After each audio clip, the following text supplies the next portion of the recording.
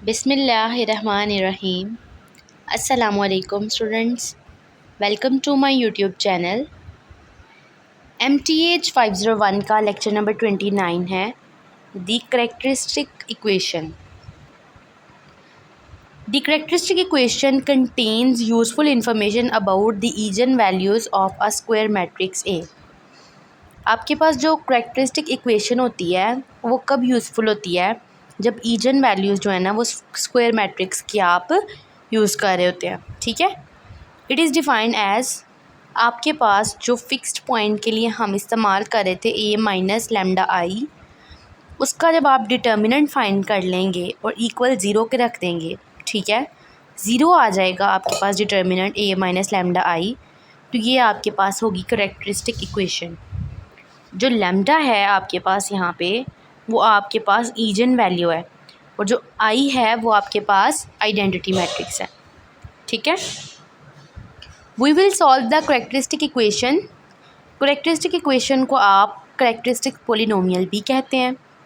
To work out the eigen values of the square given square matrix A. आपने ये बात note रखनी है कि जो आपके पास करेक्टरिस्टिक इक्वेशन होगी वो ईजन वैल्यूज़ की जो है ना उसके स्क्वायर मैट्रिक्स से आएगी। ठीक है,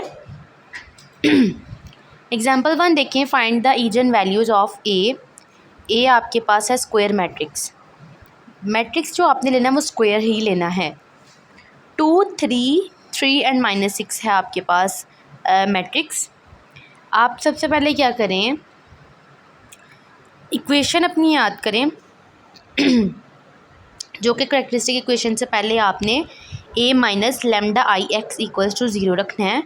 इसका जो आंसर आएगा बाद में हम उसका डिटर्मिनेंट लेंगे। ठीक है, तो ए आपके पास आ गया, ए की मैट्रिक्स की वैल्यू आप लिखेंगे, फिर माइनस लगाएं और लेमडा को मल्टीप्लाई कर दें आइडेंटिटी मैट्रिक्स के साथ। जब लेमडा को आइडेंटिटी मैट्रिक्स से मल्टीप्लाई आप करेंगे तो आपके पास आ जाएगा लेमडा 0 0 लेमडा।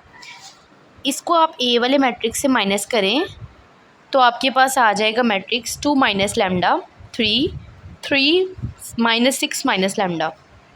अब ये जो आपके पास मैट्रिक्स आया ना, इसका आप ले लें डिटर्मिनेंट। जब डेट लेंगे तो क्या करते हैं, डेट में इन्होंने बताया हुआ है पहली वैल्यू आपकी ए है, दूसरी बी, सी और डी। डेट फाइंड करना हो ना, एंट्रीज आपकी इस तरतीब से होती हैं। आपने डायगोनल वाली वैल्यू यानी कि ए और डी को मल्टीप्लाई करना है, माइनस लगाना है और बी और सी को मल्टीप्लाई करना है। जब आप ऐसे करेंगे तो आपके पास क्या बनेगी कि इक्वेशन बन जाएगी 2 माइनस लेमडा -6 माइनस लेमडा और -3 3।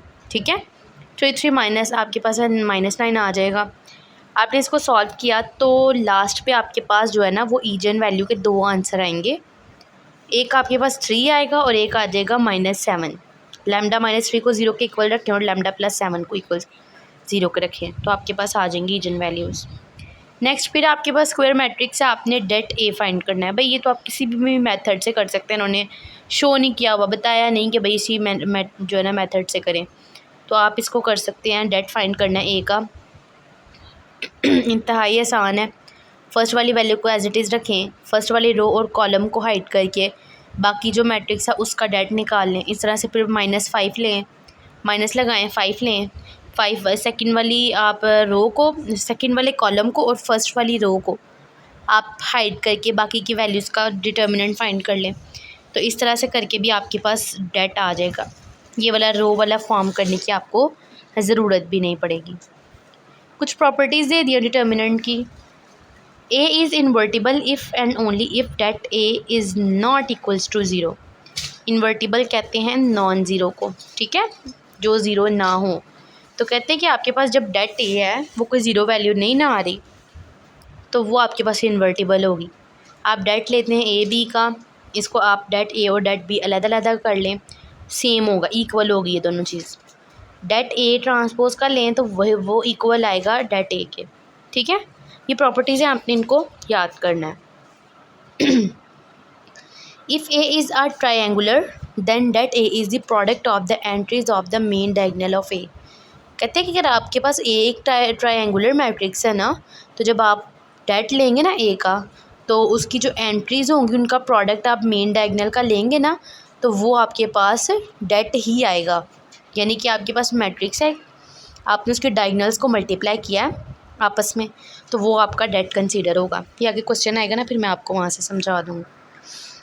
रो replacement operation on A does not change the determinant. कहते हैं कि अगर हम रो को चेंज कर लेते हैं तो उससे ए का जो डिटर्मिनेंट है वो चेंज नहीं होगा, यानी कि रो को आपस में एक्सचेंज कर दें। A row interchange changes the sign of the determinant।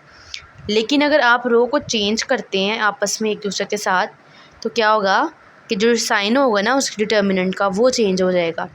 जो आंसर आएगा उसमें अगर प्लस आ रहा है तो वो साइन चेंज हो जाएगा, बस माइनस आ जाएगा बाहर।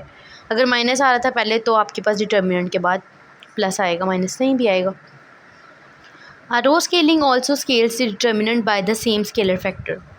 कहते हैं कि आपके पास जब आप रो स्केलिंग करते हो, डिटर्मिनेंट फाइंड करते हो, तो उसका जो स्केलर फैक्टर है ना वो सेम आता है, यानी कि स्केलर चेंज नहीं होता। स्केलर आपको मैंने बताया कोई भी न्यूमेरिकल वैल्यू हो सकती है, ठीक है।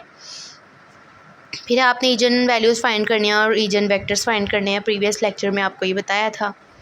ईजन वैल्यू फाइंड करनी है तो ए में से लैम्डा आई करना पड़ेगा, ठीक है। और उसके बाद है graph the eigen spaces of A in x y coordinate. पहले देख लें, लैम्डा आई माइनस ए कर लें। लैम्डा आई वाले कॉलम से आपने ए को माइनस किया, आपके पास जो आंसर आया है उसमें जो है ना वो लैम्डा की 2 वैल्यूज़ आएंगी जो कि ईजन वैल्यूज़ होंगी, -2 और 5। फिर आपने क्या करना है, now to work out the eigen space corresponding to the eigen values. Solve करने के लिए आपने वो वाला मैट्रिक्स लेना है जो कि आपके पास लैम्डा आई माइनस ए का आया था। उसको एक्स वाई से आपने जो है ना प्रोडक्ट लेना है, उसका प्रोडक्ट लेंगे। जहाँ पे लैम्डा है उसकी जगह एक दफ़ा -2 पुट करके इसी वाली इक्वेशन में करें और इक्वेशन बनाएं, ठीक है। जब आपने -2 पुट किया तो आपके पास ये इक्वेशंस बन गई।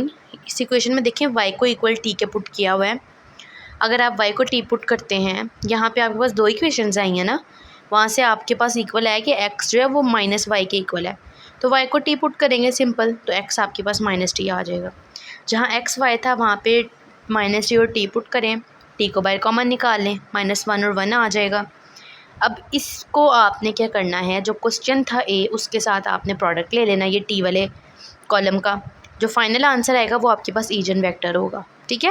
अब पहले आपने -2 के साथ किया ये, अब इसी सवाल को आप लैम्डा जो है ना वो 5 इक्वल रख के जो है ना इसी जो क्वेश्चन था उसमें जहाँ जहाँ पे लैम्डा है उसकी जगह 5 पुट करें। फिर आपके पास जो मैट्रिक्स आएगा उसको एक्स वाई से प्रोडक्ट लें, फिर y की वैल्यू t पुट करें, तो x की वैल्यू में जहाँ जहाँ y है वहाँ पे t पुट कर दें। सेम वही वाला मेथड आपने करना है और ईजन वेक्टर फाइंड कर लेना, 5x आ रहा है, ठीक है। फिर उसके बाद यही वाली बात आपने जो ना ग्राफ पे बता देनी है। आपको पता है जो राइट साइड है x की, जो राइट साइड है वहाँ पे आपके पास लैम्डा इक्वल्स टू 5 आ रहा है और वहाँ पे आपके पास y की वैल्यू क्या थी, 4/3x। जबकि नेगेटिव साइड पे आपको पता है कि वहाँ पे x जो है वो नेगेटिव होगा, ठीक है, लेफ़्ट साइड पे, तो वो आपके पास y इक्वल्स टू -x आ रहा है। तो वो कब आया था -x, जब लैम्डा आपने -2 पुट किया। ये बात बस आपने बताई है यहाँ पे ग्राफ के थ्रू। फिर ईजन वेक्टर है n×n वैल्यूज़ है, सॉरी n×n मैट्रिक्स के लिए ईजन वैल्यूज़ फाइंड करनी है आपने। मैट्रिक्स आपको गिवन कर दिया है, वही डेट आपने फाइंड करना है लैम्डा आई माइनस ए के साथ। डिटर्मिनेंट फाइंड करें, इक्वेशंस बनेंगी। अब मज़ीद इस इक्वेशन को आपने जो ना वो सॉल्व करना है। जब आप इसको सॉल्व करेंगे तो लैम्डा की कोई ना कोई वैल्यूज़ आ जाएंगी वही आपके पास ईजन वैल्यूज़ होंगी। फिर फाइंड कैरेक्टरिस्टिक इक्वेशन आपने फाइंड करनी है। उसमें क्या करना पड़ता है कि आपके पास a माइनस लैम्डा आई का डेट निकालना है। आपने डेट निकालें, जो डायगोनल में वैल्यूज़ है ना सिर्फ उन वैल्यूज़ को लें आप, क्योंकि नीचे वाले ट्रायंगुलर सारी ज़ीरो बन रही है आपके पास। 5 माइनस लैम्डा, 3 माइनस लैम्डा के नीचे और 5 माइनस लैम्डा के नीचे सारे ज़ीरो आ रहे हैं। आपने सिर्फ डायगोनल वाली वैल्यूज़ को लेना है, उनको सिंपली मल्टीप्लाई करेंगे तो डिटर्मिनेंट आ जाएगा आपके पास। अब इस वाली जो आपके पास इक्वेशन आई है ना, जो 5 माइनस लैम्डा का square, 3 minus lambda, 1 minus lambda equals to 0, इसको आप ओपन करें और यहाँ से जो है ना आपके पास इक्वेशन जो आएगी वहाँ पे देखिए कहते हैं the eigen value 5 is said to have multiplied 2 because lambda minus 5 occurs 2 times. आपके पास यहाँ पे लैम्डा माइनस 5 2 टाइम्स आ रहा था as a factor of characteristics polynomial. Power आ रही हो जब तो वो पोलिनोमियल होता है। In general the algebraic multiply of an eigen value lambda is its multiply as a root of characteristic equation. तो यहाँ से ये बात प्रूव हो जाती है कि जब लैम्डा को आप मल्टीप्लाई कर रहे हो और वो रूट आ रही है कैरेक्टरिस्टिक इक्वेशन की, तो ये आपके पास ईजन वैल्यू होगी।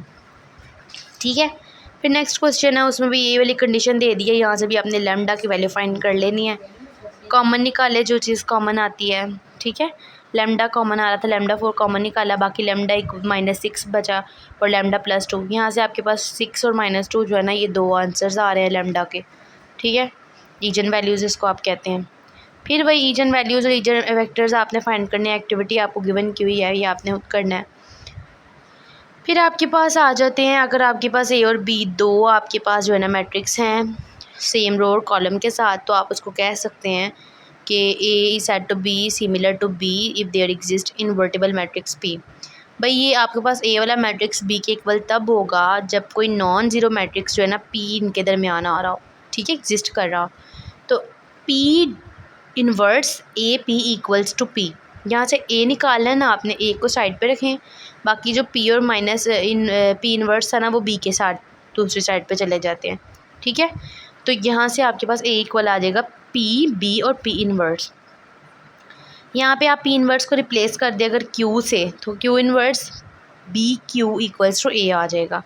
यहाँ से सिमिलैरिटीज़ बता देनी है। ठीक है, फिर ये ट्रांसफॉर्मेशन की बात हुई है, सिमिलैरिटी ट्रांसफॉर्मेशन की, कि आपके पास जो एक्ट है चेंज कर देते हैं ए को आप पी इनवर्स ए पी से, तो वो सिमिलैरिटी ट्रांसफॉर्मेशन होती है। ये वाला इन्होंने थ्योरम आगे अप्लाई किया हुआ है। ठीक है, इसको आप जो है ना जस्ट स्टडी करें, ऐसा पेपर में बस एमसीक्यूज़ के तौर पर आ जाता है और कुछ नहीं। फिर एप्लीकेशंस आ जाती हैं डायनेमिकल सिस्टम की। Dynamical system is the one which evolves with the passage of time. कहते हैं कि आपके पास with the passage of time जो है वो डायनेमिकल सिस्टम जो है वो मूव करता है। Eigen values and eigen vectors play a vital role in evolution of dynamical system. ये आपके पास एमसीक्यू जो हो सकता है कि डायनेमिकल सिस्टम में कौन सी चीज़ें जो है ना वो वाइटर रोल प्ले करती हैं, तो वो ईजन वैल्यू और ईजन वेक्टर्स हैं।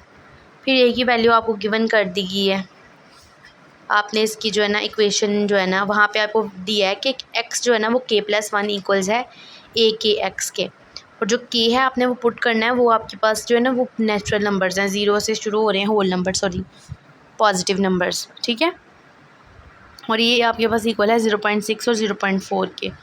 फर्स्ट स्टेप में आपने क्या करना है, आपने वही डेट a माइनस लैम्डा आई कर लेना है, इक्वल्स टू 0 पुट करें, इक्वेशन बनेगी। अब इस इक्वेशन के ऊपर आपके पास जो है वो फार्मूला लगेगा क्वाड्रेटिक। क्वाड्रेटिक फार्मूला क्या होता है, -b plus minus √b² - 4ac divided by 2a। वो फार्मूला लगाएं और आपके पास जो है ना वो लैम्डा की वैल्यू निकालें। अब लैम्डा एक्स जो है वहाँ पे आपके पास जो है ना लैम्डा की वैल्यू 1 आ रही है और 0.92 आ रही है, तो आप 1 पुट करके सॉल्व करें जैसे प्रीवियस मैंने बताया, फिर एक दफ़ा 0.9 पुट करके इसको सॉल्व करें। ठीक है, फिर आगे वही आपने ईजन वेक्टर्स बताने, तो उसके लिए टी और -t ऐड करना पड़ेगा, और वहाँ से आपके पास आंसर आएंगे, जो दो वेक्टर्स आएंगे ना आपके पास, एक होगा v1 और एक v2 होगा। v1 3 और 5 आ रहा है और v2 1 और -1 आ रहा है। ठीक है, तो ये यहाँ से आपके पास ऊपर से आ रही हैं वैल्यूज़, आपने जो सॉल्व करके फाइंड किए। फिर आपके पास क्या आता है, यहाँ पे कहते हैं कि आपके पास जो है ना the next step is to write the x0 in term of v1 and v2। आपने x0 की टर्म को v1 v2 में लिखना है। ठीक है, x0 equals to c1 v1 plus c2 v2। आपने इस इक्वेशन को याद करना है। ठीक है, और फिर आपने क्या करना है, v1 v2 को आप प्रोडक्ट लेते हैं ना, जैसे सेपरेट कर लें, c1 c2 को आप कॉलम में लिखें, v1 v2 को रो में लिखें। फिर आपने क्या करना है कि c1 c2 इक्वल ये जो c की आपके पास वैल्यू v1 v2 है वो इक्वल के दूसरी साइड पे जाएगी, तो वो इन्वर्स हो जाएगी। ठीक है, x0 के साथ, तो v1 v2 की वैल्यूज़ को आप एक भी मैट्रिक्स में लिख के उसका इन्वर्स लें, और साथ जो है ना वो आप वैल्यूज़ पुट करें एक्स नॉट की 0.60 और 0.40, ठीक है। बाकी आपने वही डिटर्मिनेंट और जॉइंट फाइंड करना है। डिटर्मिनेंट फाइंड कैसे करते हैं, इन्वर्स कैसे फाइंड करते हैं, 1/det वो जो मैट्रिक्स होता है वो, और जॉइंट ले लेते हैं मैट्रिक्स का, ठीक है। इस तरह से ये क्वेश्चन आपके पास सॉल्व होगा। फिर इस तरह से नेक्स्ट जो है उसमें भी आपने ये करना है, लेमडा की वैल्यू फाइंड करनी है और जो है ना इसको सॉल्व करना है। तो ये था आज का लेक्चर, होप्स आपको समझ आ गई होगी। जो पॉइंट्स मैंने आपको फोकस देकर करवाए हैं उसको अच्छे से देखें, बाकी आप स्किप कर सकते हैं, रीड करें सारा। हमारे चैनल को लाइक करें, सब्सक्राइब करें, अपने फ्रेंड्स के साथ शेयर करें। अल्लाह हाफिज़।